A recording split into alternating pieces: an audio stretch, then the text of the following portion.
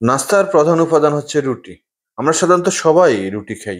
কম বেশি হোক সবাই রুটি খাই। প্রিয় দর্শক আসসালামু আলাইকুম।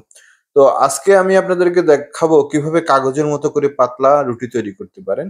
আপনি এই প্রসেস যদি ফলো করেন, আপনি ওই যে সমোসার পাত্তিও ঠিক এভাবেই তৈরি করা হয়। খামির নিয়ে আমি কথা বলব না, কারণ খামির আমরা সবাই করতে পারি যেহেতু আমরা রুটি বানাতে পারি। শুধু আমরা এই টেকনিকটা দেখাচ্ছি। আপনি ছোট, ছোট করে কিছু বল করে বানিয়ে নিবেন। আর এর মধ্যে তেল মেখে রেখে কিছু সময়ের জন্য রেস্ট করতে দিবেন। অবশ্যই আপনি এই খামিরটাকে উপরে অবশ্যই ঢাকনা দিয়ে রাখবেন, না হলে উপরটা শুকিয়ে যাবে। তো ওই লুচিগুলোকে ছোট, ছোট লুচিগুলোকে আমরা ২-৩ টে একসাথে করে নেব।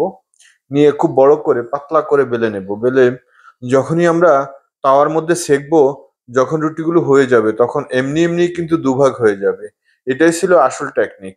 আর ভিডিওটি যদি ভালো লাগে তাহলে লাইক, কমেন্ট, শেয়ার করতে ভুলবেন না।